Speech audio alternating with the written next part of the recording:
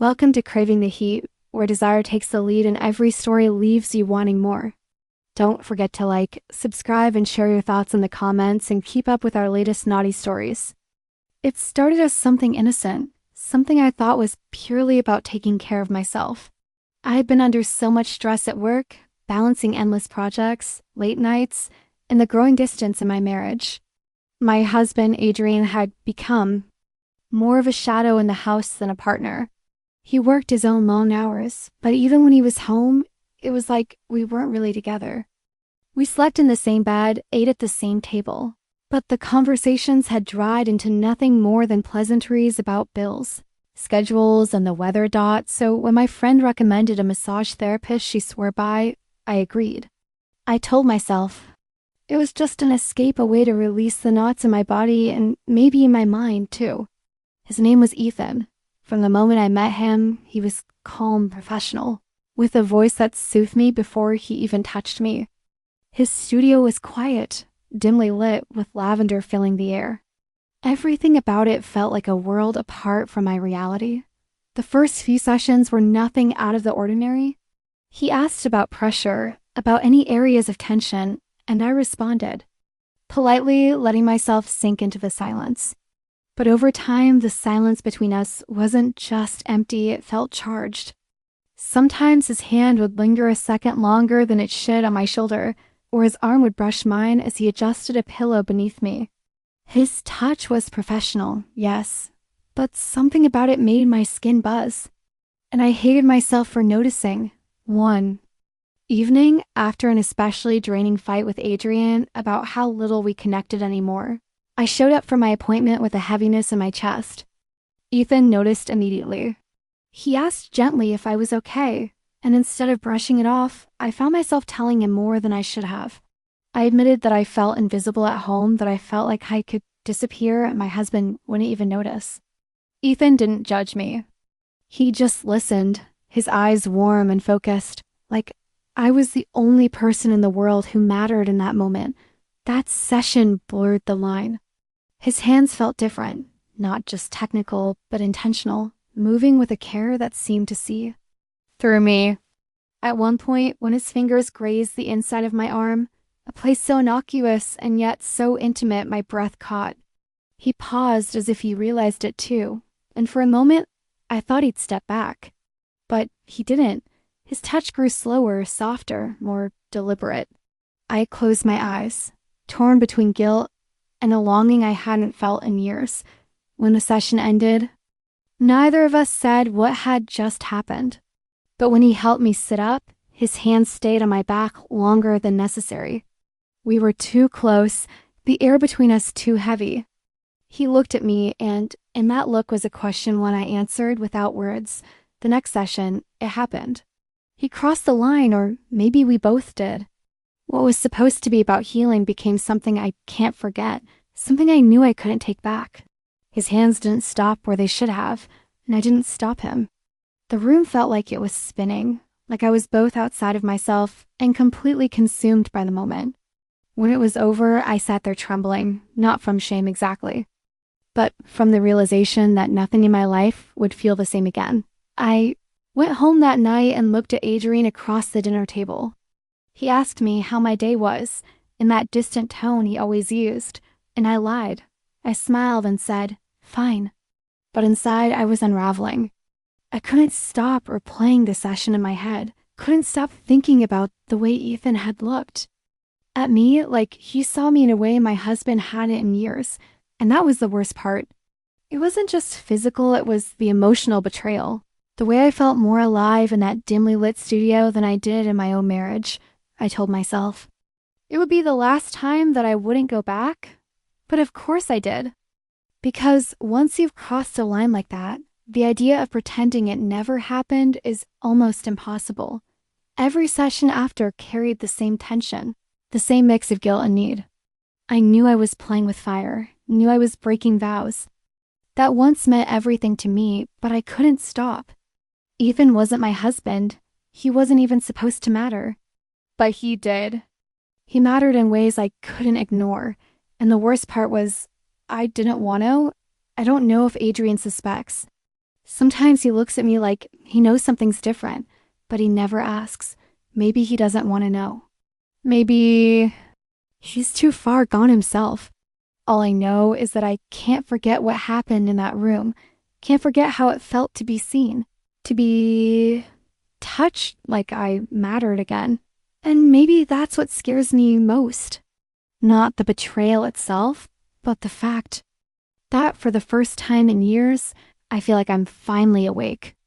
Days bled into weeks, and the guilt I carried became a strange shadow that followed me everywhere. I would wake up next to Adrian, watch him dress for work in silence, and wonder how it had come to this. How had I become the woman who hid pieces of her life in secret corners, who avoided her husband's gaze out of fear he might see the truth written across her face? And yet, the guilt didn't keep me away from Ethan. If anything, it pulled me closer, because when I was with him, I wasn't suffocated by silence. Ethan never pushed me, never demanded explanations. He created a space where I could fall apart without judgment. Sometimes I would arrive to our sessions, and before he even touched me, I would cry. Not loud, messy tears, but the kind that slip quietly down your face as if your body is too tired to protest anymore. He would place a hand on my shoulder, steady and grounding, and somehow I felt less like I was drowning. Our connection deepened in ways I never imagined. It wasn't always physical. Sometimes it was the conversations afterward, sitting on the edge of the massage table while he poured us tea. He asked me things no one else bothered, to what I feared most, what I longed for, whether I still believed in love the way I used to. I didn't realize how starved I was for someone to simply care. It scared me how easy it was to give him pieces of myself that my husband hadn't seen in years. At home, things grew colder. Adrian and I rarely touched, and when we did, it felt mechanical, obligatory.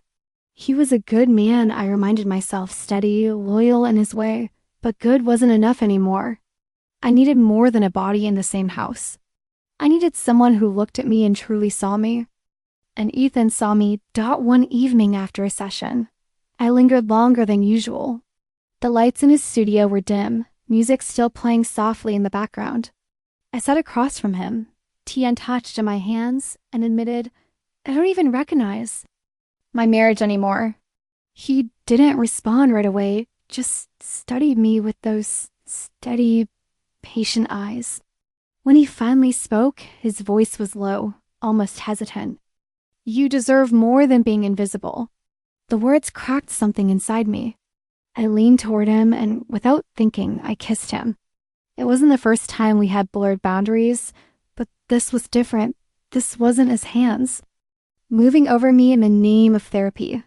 This was choice. This was me reaching for him, craving the closeness I'd been missing. The kiss was slow, filled with hesitation at first, but when he pulled me closer, all the hesitation dissolved. I knew in that moment I'd gone too far to ever turn back. After that night, there was no pretending anymore. I didn't just go to him for sessions. I went to him because I wanted him. We began seeing each other outside the studio dinners, in quiet places, walks by the river at night where we could hold hands without the world watching. Every sullen moment with him felt intoxicating, a dangerous kind of freedom that left me dizzy. But freedom came with chains of its own. I found myself lying to Adrian more often, fabricating work events, dinners with friends, errands that kept me out late. Each lie twisted in my stomach, but I told them anyway, because the thought of not seeing Ethan felt unbearable. And yet, there was always the question in the back of my mind, how long could this last before everything shattered? One night after, slipping back into the house later than I should have, I caught Adrian watching me from the kitchen table. He didn't ask where I'd been. He just looked at me with tired eyes, and for a moment, I thought he might finally confront me. Instead, he only said, "You're different lately." His tone was flat, almost resigned, and something in it cut me deeper than anger ever could. I wanted to confess, to spill everything and beg him to see me, but the words stuck in my throat. So I nodded and said, "I'm just tired," before retreating upstairs. The truth was, I was more alive than I had been in years, but also more torn. I lived in two worlds now, the safe, hollow one with Adrian, and the dangerous, vibrant one with Ethan. Every time I was with Ethan, I told myself I deserved happiness, that life was too short to stay in a love that had withered. But when I lay awake at night beside my husband, I wondered if I was destroying something that could never be rebuilt, that it became harder to balance.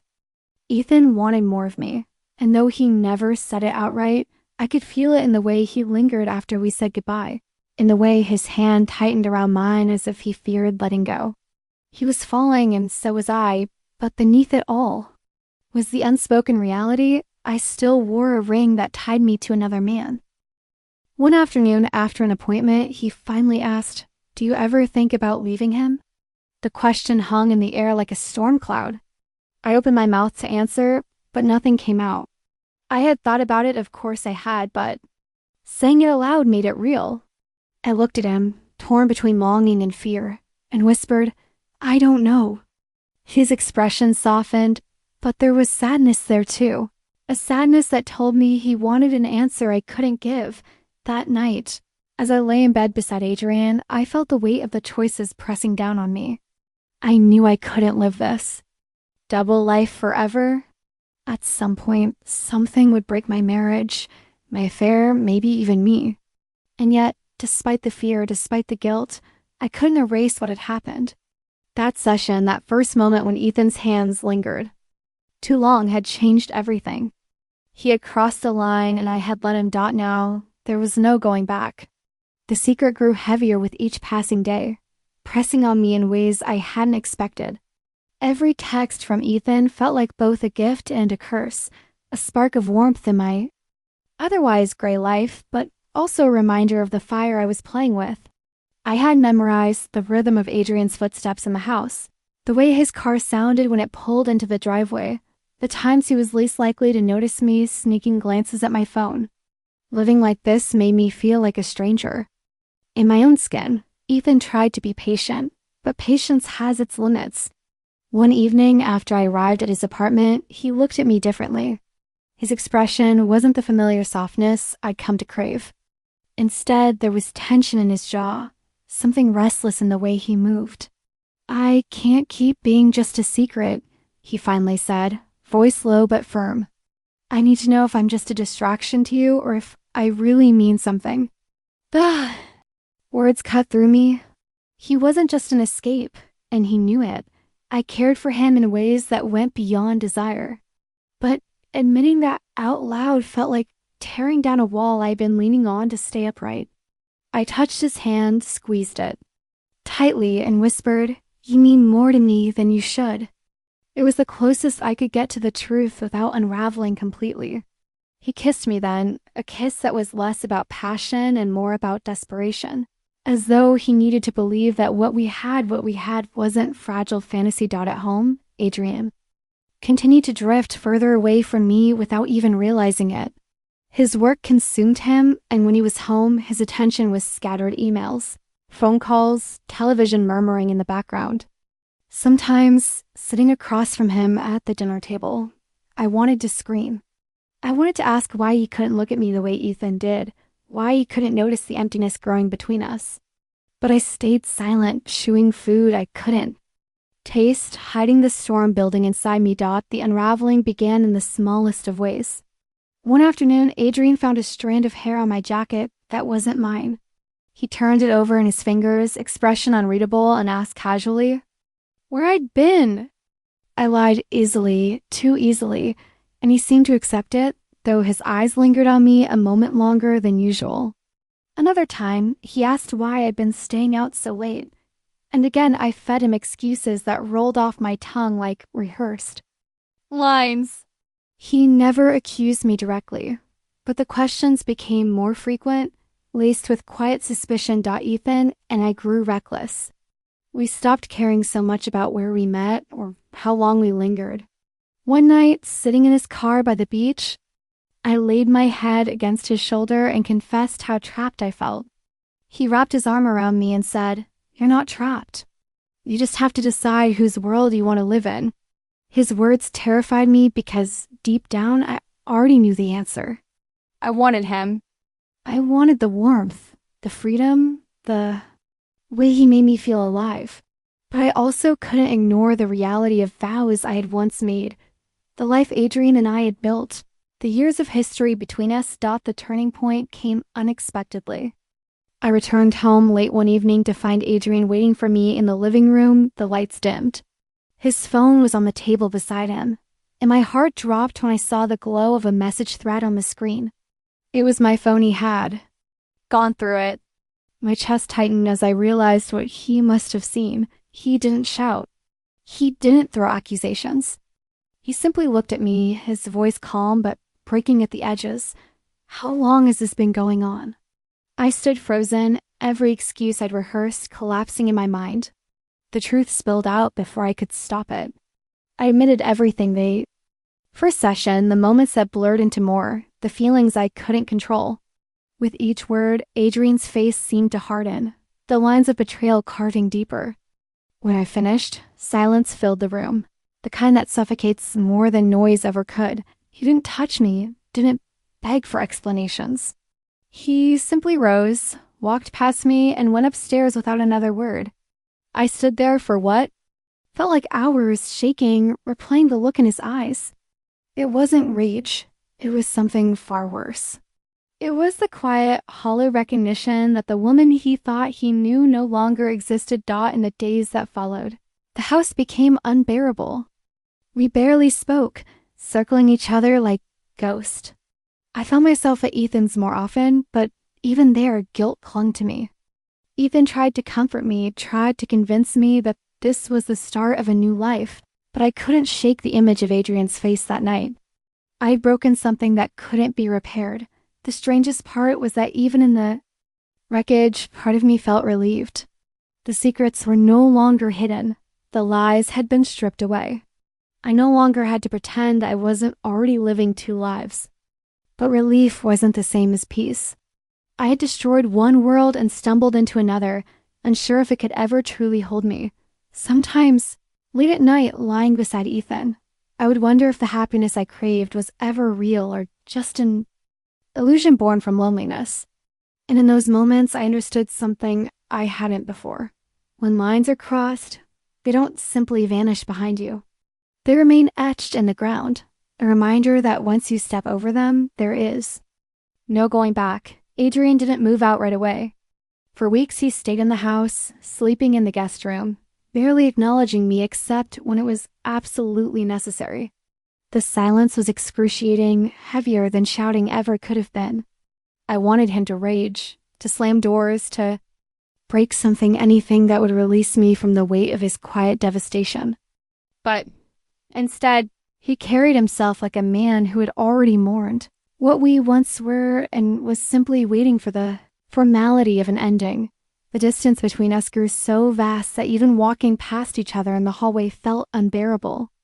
I tried to talk to him, tried to apologize in ways that felt hollow even as I spoke them.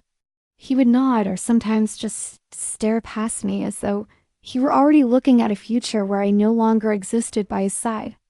The worst part was that he didn't ask questions anymore. He didn't want to know how long or why or if I still loved him. That silence told me he had already made up his mind. Ethan became my refuge, but even with him, things weren't simple. At first, our time together was intoxicating, filled with stolen nights and whispered promises. But once the affair was exposed, the thrill shifted into something heavier. He would hold me and tell me that we could build a life together, that I deserved happiness and freedom. Yet I couldn't stop thinking about what I had torn apart. I'd watch his face as he spoke, and sometimes I would wonder if he really wanted me, or if he just wanted the idea of me. The woman who had risked everything for him. One evening, Ethan cooked dinner for me at his apartment, trying to create something resembling normalcy. Candlelight flickered across the table, wine glasses stood half full, and for a moment I almost believed we were just another couple in love. But then he reached across the table, his hand brushing mine, and said, softly, "You don't regret choosing me, do you?" The The question caught me off guard, though I should have expected it. I hesitated for too long before answering, and in that pause, I saw doubt flicker in his eyes. I told him I didn't regret us, but the words tasted like lies or maybe half-truths. Because I did regret. Not him, not what we shared, but the destruction that came with it. The collateral damage of a marriage, of years of trust, of a man who once looked at me like I was his whole world. Adrian eventually asked for divorce. Papers? He said it without anger, without even sadness, just a steady resignation that made my chest ache. We sat across from each other at the kitchen table, the same table where we'd once laughed over silly inside jokes, where we had planned vacations and dreamed about the future. Now it was where he slid papers toward me with his lawyer's number, scribbled neatly at the top. I signed them weeks later, my hand shaking, my eyes dry because the tears had long since dried up. Friends drifted away. Some of them whispered behind my back. Others didn't bother to hide their judgment. My family's disappointment came in sharp fragments, questions I couldn't answer, silences I couldn't mend. I felt like I was standing in the middle of a storm I had created, unable to run, unable to hide. Ethan tried to hold the pieces together for me, but the more he tried, the more I realized how fragile we were outside the bubble of secrecy. In the affair, we had been passion and escape. In the real world, we were responsibility, baggage, and constant reminders of the pain we'd caused. He wanted us to be a new beginning, but sometimes I caught myself staring at him and feeling the weight of everything I'd lost pressing down on me. And yet, there were nights, quiet, fleeting moments where I felt something close to peace. Lying with Ethan, listening to the steady rhythm of his breathing, I would let myself believe that maybe this was worth it. That maybe breaking my world apart had given me the chance to build something different, even if it was imperfect, even if it was born from betrayal. But then I would wake up, walk through the city streets, and catch sight of a couple holding hands with the kind of easy comfort Adrian and I once had. And the ache would return, sharp and unforgiving, reminding me that no matter how far I ran, some lines, once crossed, leave scars that never fade. Sometimes, late at night, I dream of the first time Ethan touched me in that dimly lit therapy room, the way his hand lingered just a little too long, the way my breath caught as if I already knew where it would lead. And I wake up realizing that moment had changed everything, not just for me, not just for Adrian, but for all of us. It had been a single choice, a single step over a line. And from that moment on, there was no going back. Ethan, and I moved. In together a few months after Adrian and I finalized the divorce. At first, it felt strange his apartment was smaller, cluttered in ways I wasn't used to, and his habits often clashed with mine. He left coffee mugs on the counter, worked late into the night charting his clients' schedules, and sometimes played soft jazz while he cooked. It wasn't the life I had once pictured for myself, but in that disarray, there was a warmth I hadn't felt in years. The nights were the hardest and yet the most intoxicating. After the paperwork, after the whispers from friends and family faded into distant echoes, it was just Ethan and me in that little apartment. We had no need to sneak around anymore, no fear of being caught, no guilt hanging over our shoulders, at least not in those moments. There were times when I would look at him across the room and still feel the sharp sting of what we had done. But then he would touch me, and everything else seemed to dissolve. Passion with him was nothing like what I'd known before. With Adrian, intimacy had long become routine, careful, and predictable. But with Ethan, it was as though the very air between us carried heat. The smallest glance across the room could make my pulse race. The brush of his hand against mine could unravel me entirely. Nights with him often began slow, filled with long conversations and laughter over wine, but they always ended in fire. His hands knew me in a way that still startled me, tracing every line of my body as though he had memorized it in detail. There were evenings when I thought I couldn't possibly love him more. We would be tangled together, the world outside completely forgotten in, and he would whisper things in my ear that made me feel like I was the only person who had ever existed for him. The intensity between us bordered on overwhelming, the kind of love that burned hot enough to consume. And yet, in the quiet aftermath, when we lay spent and breathless, I would sometimes feel a creeping unease. Love built on fire can be blinding. And though I had given up everything to follow this flame, part of me wondered if it could last. But then Ethan would pull me close, press his lips against my shoulder, and murmur that I was his, always his. And I believed him, if only because I needed to. Our life together wasn't without challenges. Adrian's shadow lingered, unspoken but present. I saw in the way Ethan would sometimes watch me, his expression unreadable, as if trying to determine whether I truly belonged to him or whether part of me still lived in the past. I tried to reassure him in every way I could, through my words, through my touch, through the nights I gave myself to him completely. And in those moments, he never doubted. One rainy night, months after we had settled into our rhythm, Ethan came home late. I was waiting for him, curled on the couch, a book in my lap I hadn't really been reading. He looked tired, worn down from work, but when he saw me, something in his eyes shifted. He dropped his bag by the door, crossed the room in a few long strides, and kissed me with a hunger that left me breathless. It wasn't about release that night, it was about claiming, about needing to prove something to himself and to me. We didn't make it to the bedroom. The storm outside beat against the windows as we lost ourselves and each other right there in the living room, the world beyond us dissolving into nothing. Afterward, as I lay in his arms, the rain still pounding. Against the glass, I felt both exhilarated and terrified. Exhilarated because the passion between us seemed limitless. Terrified because love like that, raw, unrestrained, had a way of burning everything in its path, and yet I couldn't bring myself to regret it. Not when he looked at me the way he did, not when he touched me as though I were something sacred. For all the pain, for all the mistakes, for all the bridges I had burned, there were moments when I truly believed I'd found the kind of love people spend lifetimes searching for. A love that left scars, yes, but also one that could make me feel alive in a way nothing else ever had. It wasn't perfect. It wasn't clean, but it was ours. And in those nights, tangled together with our hearts beating in sync, I knew that. No matter what anyone else thought, I would never forget the way Ethan had taken me beyond the life I once knew and into something I could never let go of again.